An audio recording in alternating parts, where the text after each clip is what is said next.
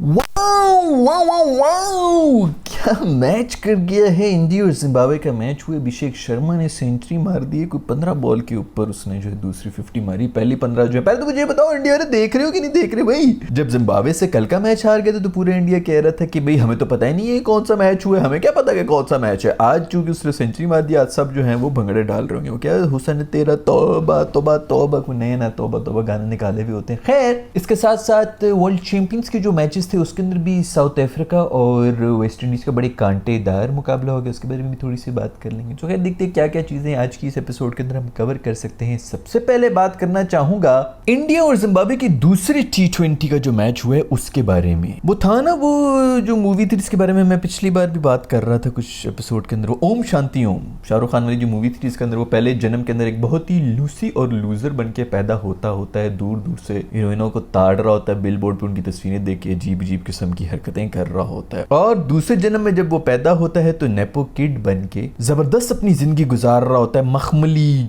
चपनों के अंदर पांव डालता है और इस किस्म की चीजें हैं। वो उसी तरह हुआ है। इंडिया वाले कल जो हैं जिस तरह बुरी तरह से हारे थे जिम्बाब्वे के साथ, आज दूसरा जन्म लेके आए और हिला के रख दिया जिम्बाब्वे को। गिल्ली मेरा दोस्त प्रिंस शुरू में एक दफा फिर से आउट हो गया, चीपली आउट हुए, बहुत ही गंदी बॉल थी जिसके ऊपर गंदी शॉट खेल के वो आउट हुए। उसके बाद अभिषेक शर्मा, वैसे तो उनकी इनिंग्स के बारे में बात करेंगे, अभिषेक शर्मा का भी कोई 27 रन के ऊपर कैच ड्रॉप किया जो कि हलवा कैच था, 3 बंदे नीचे खड़े हुए थे, किसी एक ने करना था और वो वाला कैच ड्रॉप किया। उसके बाद जो दूसरा था ऋतुराज जो है उसका भी कैच जो है वो भी ड्रॉप कर दिया था। तो जिम्बाब्वे वाले जो है उन्होंने दिखाई दिया कि हम जिम्बाब्वे क्यों हैं, उनकी नीयत ही नहीं थी आज मैच जीतने की, नजर आ रहा था। लेकिन फिर भी not taking away anything from the fact कि अभिषेक शर्मा ने ऐसी खूबसूरत इनिंग्स खेल दी। जैसे ही उसका कैच ड्रॉप हुआ, मेरे ख्याल में 27 रन थे 23 बॉलों के ऊपर, यानी 27 रन 23 बॉल्स के ऊपर थे, कैच ड्रॉप हुआ। उसके बाद फिर वो रुका नहीं, छक्का चौका मार के 50 भी की उसने, 50 के लिए भी छक्का मारा, 100 के लिए भी छक्का मारा और पहला रन भी छक्का मार के लिया था। छक्का।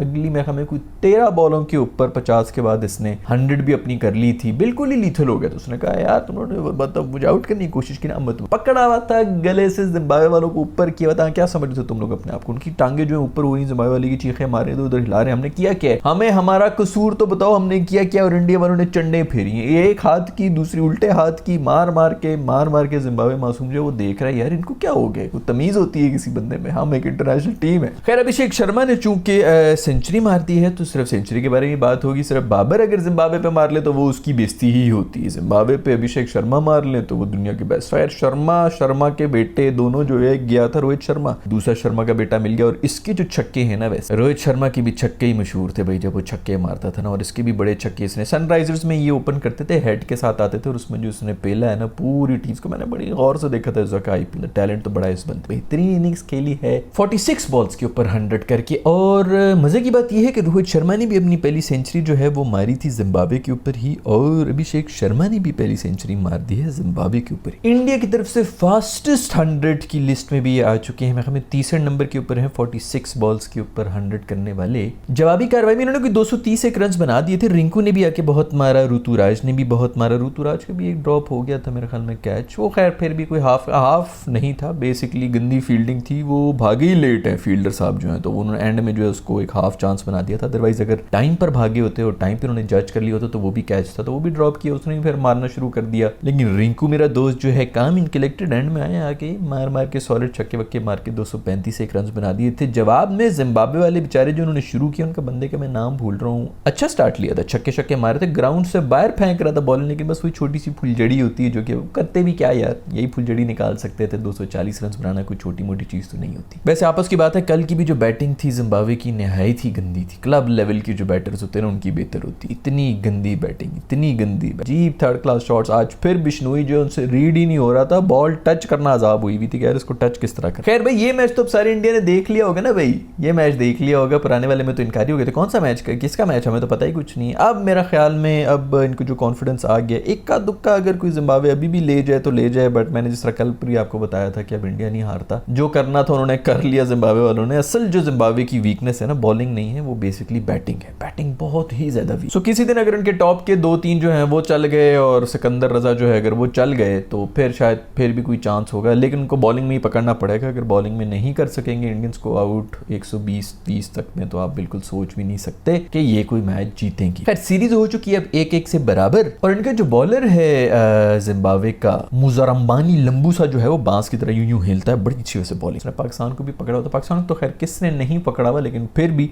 बांस की तरह आता है, जबरदस्त उनका बाउंस निकाल रहा होता है। आज उसने भी जो है वो उसकी, बल्कि हमें ऋतुराज को पहली बॉल के ऊपर आउट कर दिया था, शॉट लगी थी सीधा इसी के पास आई थी और उसने ड्रॉप कर दी, तो वहां पर भी मैच बदल सकता था। गिल्ली आउट हुआ था और 10 रन के ऊपर दूसरा भी आउट। खैर ये मेरे दोस्त हार्दिक पांडु के भी कोई हम शक्ल आया हुआ था, उसको कॉपी करने की कोशिश कर रहे हो भाई, ये स्वैग सिर्फ मेरे दोस्त पांडु के हैं, हर किसी की बस की बात नहीं है। खैर इसके साथ ही 1-1 बराबर हो चुका है इंडिया और जिम्बाब्वे का।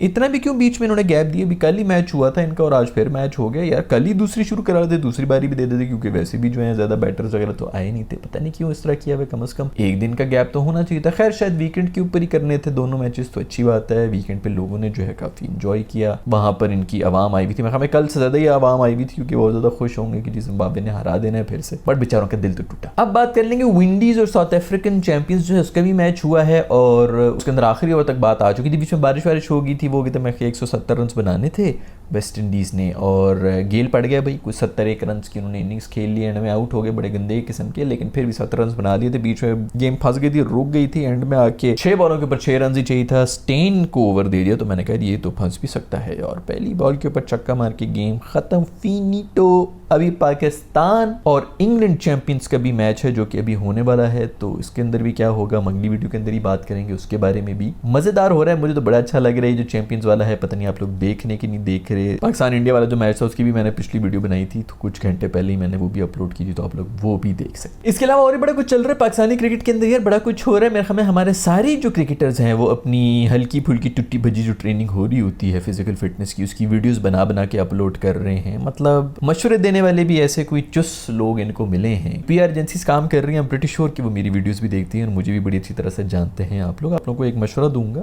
वो भी मुफ्त में दूंगा, वरना मैं इस किस्म की कंसल्टेशन के काफ़ी पैसे चार्ज कर लेता हूँ। आप जाके ब्रांड से पूछा करें, उनको मैं आपको मुफ्त में ये मशवरा दूंगा कि दोस्तों इस वक्त ऐसे कोई भी पीआर स्टंट करने से आप लोग दूर रहें, क्योंकि ये सही टाइम नहीं है, टाइमिंग चीज़ होती है पीआर करनी। अभी आप लोग पे इल्ज़ाम ही यही है कि इनकी ये सपोर्ट नहीं, जो कि मुझे पता है कि असली सपोर्ट भी है हमारी, जिस किस्म के अंधबख्त किस्म के सपोर्टर्स होते हैं, फैंस होते हैं, जिनको क्रिकेट का भी कुछ नहीं पता है, और जिन्होंने वैसे भी चैंपियंस ट्रॉफी के बाद से क्रिकेट देखना शुरू किया है, उनके लिए तो ये बहुत बड़े बड़े सेलिब्रिटीज़ हैं और बहुत दुनिया की बड़ी बड़ी अचीवमेंट्स, तो वाकई वो असली सपोर्ट भी है। लेकिन आप इल्ज़ाम ये लग रहा है कि ये सब पेड कैंपेन्स के थ्रू जो इनका नैरेटिव किया जा रहा है, उनको मैं बताना चाहूँगा कि आप इन्हीं इल्ज़ामात को अब आप सही भी साबित कर रही हैं इस किस्म की घटिया पीआर कैंपेन करके कि जी बाबर आजम एक्सरसाइज कर रहा है तो फ़ौरन उसकी जो है वो अपने 1.5 मिनट की वीडियो बना के वो अपलोड कर दी है। उधर इफ्तिखार की वीडियो आ रही हैं, रिजवान की वीडियो आ रही हैं, सब की वीडियोस आ रही हैं, इमाम वगैरह इन सब ने जो है अपनी गंदे गद्दों के ऊपर उल्टा वो वापस ही पड़ रहा है।